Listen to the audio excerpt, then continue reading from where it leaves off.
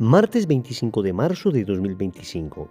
Tres mensajes del Evangelio de hoy, tomado del Evangelio de San Lucas, capítulo 1, versículos del 26 al 38. En aquel tiempo, el ángel Gabriel fue enviado por Dios a una ciudad de Galilea llamada Nazaret, a una virgen desposada con un hombre llamado José, de la estirpe de David. La virgen se llamaba María. El ángel, entrando en su presencia, dijo: «Alégrate, llena de gracia, el Señor está contigo». Ella se turbó ante estas palabras y se preguntaba qué saludo era aquel. El ángel le dijo: «No temas, María, porque has encontrado gracia ante Dios. Concebirás en tu vientre y darás a luz un hijo y le pondrás por nombre Jesús. Será grande, se llamará Hijo del Altísimo, el Señor Dios le dará el trono de David su padre, reinará sobre la casa de Jacob para siempre, y su reino no tendrá fin». Y María dijo al ángel: «¿Cómo será eso, pues no conozco varón?». El ángel le contestó: «El Espíritu Santo vendrá sobre ti, y la fuerza del Altísimo te cubrirá con su sombra.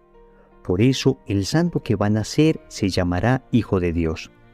Ahí tienes a tu pariente Isabel, que a pesar de su vejez ha concebido un hijo, y ya está de 6 meses la que llamaban estéril, porque para Dios nada hay imposible».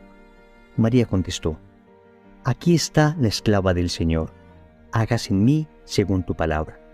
Y el ángel la dejó. Palabra del Señor. Gloria a ti, Señor Jesús.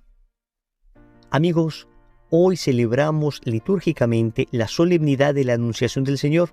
Por eso la liturgia nos presenta este bellísimo pasaje donde el ángel Gabriel se aparece a Nuestra Señora y le anuncia que será la madre del Mesías.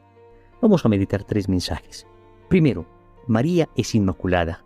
Segundo, María es virgen. Tercero, María es madre de Dios. Vamos con el primer punto. María es inmaculada. Amigos, el Evangelio nos dice que el ángel entró en presencia de María y le dijo: «Alégrate, llena de gracia, el Señor está contigo». Esa expresión llena de gracia, que en griego se dice que haritomene, más bien debería traducir la que estuvo, la que está y la que estará llena de gracia. Significa un estado permanente en María. ¿Y qué es la gracia? Sino la vida de Dios en el alma. Entonces, cuando decimos que María es inmaculada en su concepción, cuando la Iglesia lo proclama en el dogma de esta manera, lo que nos está diciendo es que María Santísima jamás ha estado en poder del maligno, que Nuestra Señora jamás estuvo en poder del pecado, que ella siempre tuvo consigo la gracia de Dios. De hecho, el texto repite que María está llena de gracia, repite que María encuentra gracia ante Dios. Y el ángel le dice: «No temas, María, porque has encontrado gracia delante de Dios». Un amigo protestante que yo tenía en la universidad me dijo en una ocasión de manera más bien despectiva que él no encontraba ninguna gracia en María. Yo le dije: «Amigo, con todo respeto, poco importa que tú no encuentres gracia en María. Lo que realmente importa es que el autor mismo de la gracia, Dios, encontró gracia en ella». Y el ángel lo dice: «Has encontrado gracia ante Dios». Entonces, si ante nuestros pecadores ojos, ante nuestros ignorantes pensamientos, la Santísima Virgen María no llegara a encontrar gracia, lo realmente importante es saber que ante el que es la gracia misma, María se encuentra llena de gracia. Es como si yo dibujase un cuadro y de repente viniese una persona que no tiene la menor idea del arte y me dice que no le gusta el cuadro. Pues la verdad es que poco importa que una persona que no conozca de arte no sepa admirar una obra. Pero si de repente viene Miguel Ángel, viene Leonardo da Vinci, viene Goya, viene algún gran pintor y admira la obra y dice que es una obra de arte, pues la verdad es que vale el juicio de aquel que es experto. Y en términos de gracia, Dios es el experto y es Dios el que ha encontrado gracia en María. ¿Y por qué ha encontrado gracia en María? Amigos, estamos 33 años antes de la redención. ¿Cómo es posible que María esté llena de gracia si Cristo no ha muerto todavía? Amigos, recordemos que la Virgen María en el Magnificat dijo: «Se alegra mi espíritu en Dios, mi Salvador». La Virgen Santísima estaba reconociendo a Dios como Salvador 33 años antes de la redención. ¿Por qué? Definitivamente, porque los méritos de Cristo se aplicaron anticipadamente a nuestra madre. Expliquémoslo de una manera clara. El Salmo 51, versículo 7, aclara que todos nacemos pecadores. Dice textualmente, pecador me concibió mi madre. Es lo que se llama el pecado original. Pero la Santísima Virgen María fue preservada del pecado original. Claro que ella fue salvada. Dios la salvó preservándola del pecado original. Por eso se conoce como una salvación preventiva. En cambio nosotros, Dios nos salvó liberándonos del pecado original con el que nacimos. Por eso se conoce como una salvación liberativa. Entonces la Santísima Virgen María sí fue salvada, pero de manera preventiva. Es semejante a una persona que va por un camino sin darse cuenta que adelante hay un hoyo. Hay dos maneras de salvar a esa persona: o evitar que caiga en el hoyo, o, si es que cayó en el hoyo, sacarlo de allí. Pues lo que Dios hizo con la Santísima Virgen María fue evitar, por los méritos de Cristo, de manera anticipada. Recordemos que Dios es el eterno presente y los méritos de Cristo no solo afectaron positivamente, digamos, a las personas a partir de Cristo hacia adelante, sino que Cristo es como una gran luz que se irradia hacia adelante y hacia atrás. La gracia de Cristo abarca a toda la historia de la humanidad. Entonces, la Santísima Virgen María, de manera preventiva, fue salvada del pecado. Y esto nos recuerda la importancia de la vida de la gracia. Cuando tú y yo nacemos, nos bautizan rápidamente, porque al momento de nacer estamos con el pecado original, pero en el momento en que somos bautizados, la gracia de Dios habita en nosotros. Esto de la gracia de Dios no es otra cosa que la vida de Dios en nuestra alma. La naturaleza de Dios se nos participa. Si pecamos mortalmente, perdemos esa gracia, pero la podemos volver a recuperar a través del sacramento de la reconciliación. Y podemos acrecentar esa gracia con el ejercicio de las virtudes, especialmente de la caridad, con la oración, con la mortificación. Esa gracia hay que cuidarla como el más grande tesoro, al punto que un santo como Domingo Sabio decía: prefiero morir antes que pecar. Es decir, es más importante preservar la gracia incluso que preservar la vida. Y los mártires han estado dispuestos siempre a dar la vida antes que perder la gracia. Familia, si no estamos confesados, ¿qué estamos esperando? Y si lo estamos y estamos viviendo en gracia, a cuidar ese estado como el más grande tesoro. Segundo, María es virgen. El Evangelio nos dice en un solo versículo 2 veces que María es virgen. Es el único versículo donde en 2 ocasiones se llama virgen a alguien. En toda la Biblia no hay otro versículo así. Dice el texto: en aquel tiempo el ángel Gabriel fue enviado por Dios a una ciudad de Galilea llamada Nazaret, a una virgen desposada con un hombre llamado José, de la estirpe de David. La virgen se llamaba María. Miren que el Evangelio quiere resaltar la virginidad de María. Y esto precisamente porque se está cumpliendo una profecía del Antiguo Testamento. En Isaías capítulo 7, versículo 14, el Señor profetizó que el Mesías nacería de una mujer virgen. Y así dice el profeta: el Señor pues les dará esta señal: la virgen está embarazada y da a luz un varón, a quien le pone el nombre de Emmanuel, es decir, Dios con nosotros.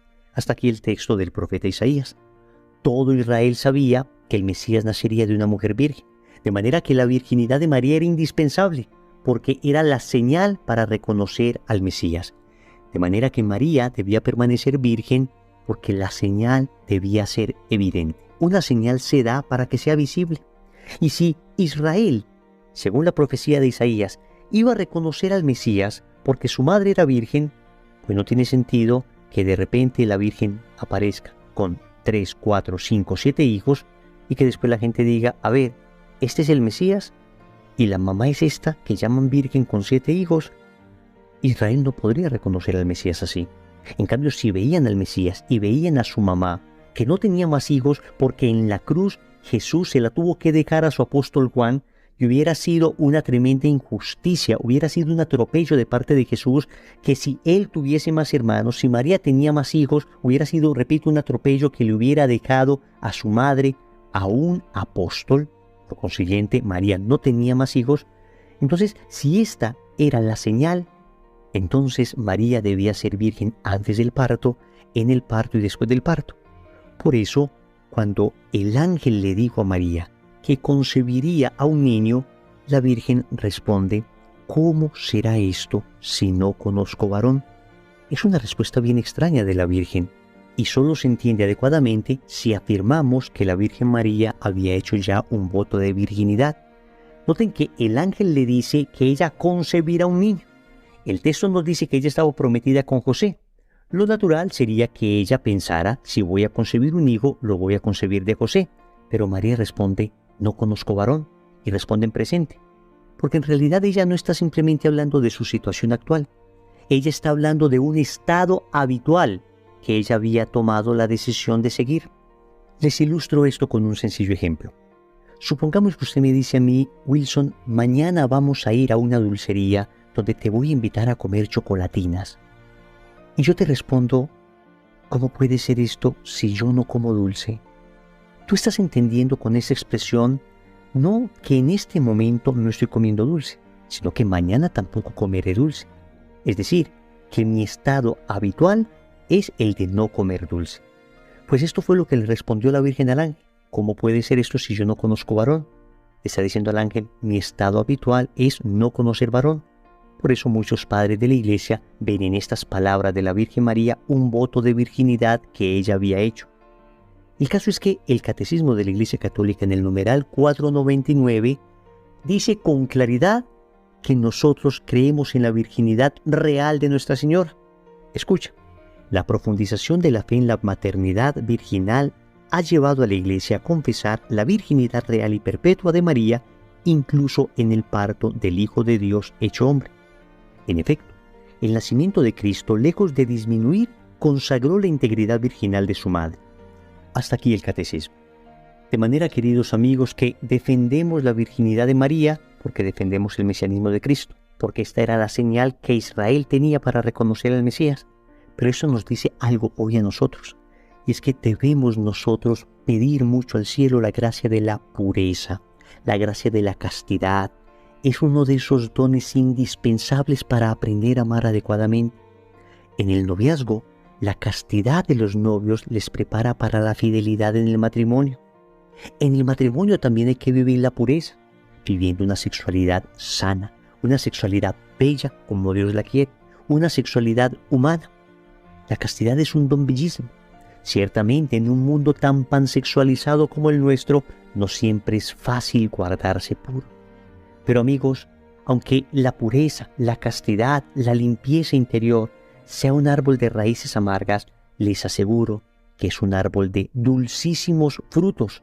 El fruto de la castidad es precioso y vale la pena todo el esfuerzo, que siempre tiene ayuda de la gracia, siempre Dios ayuda en ese esfuerzo. Vale la pena todo ese esfuerzo para saborear el fruto del amor verdadero, producto de la castidad. Tercero, María es Madre de Dios.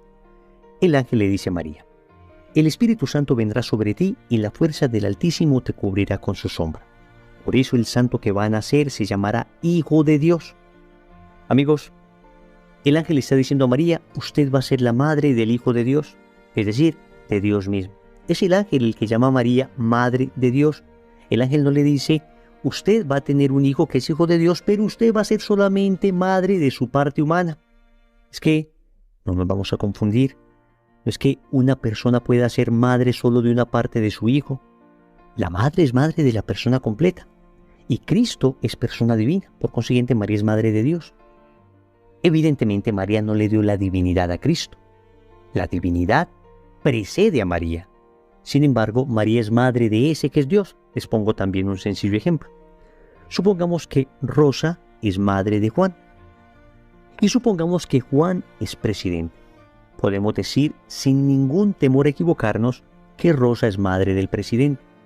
Claro, Juan es presidente, luego Rosa es madre del presidente.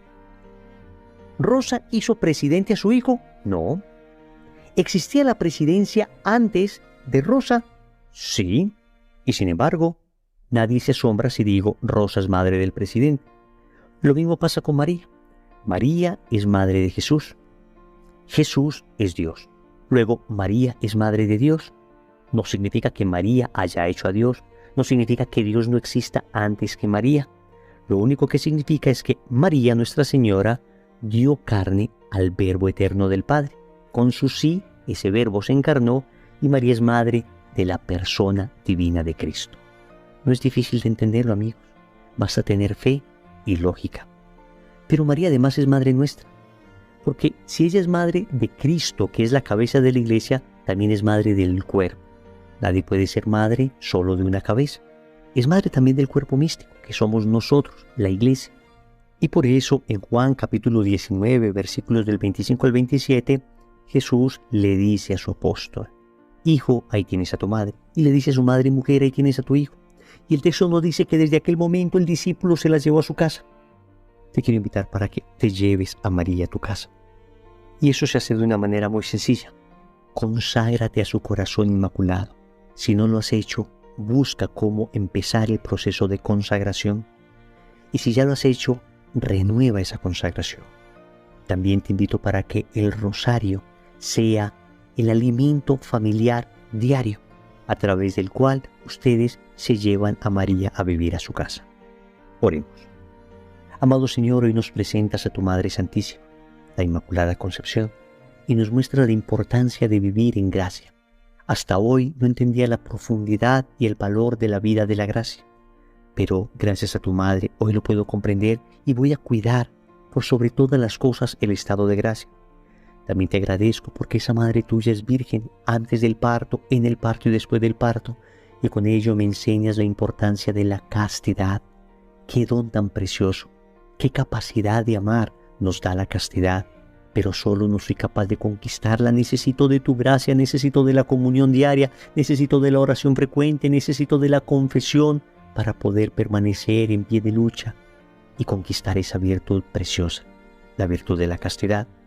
Finalmente te doy gracias porque me has dado una madre, porque no me has dejado huérfano, Señor, y hoy me entrego enteramente a su corazón.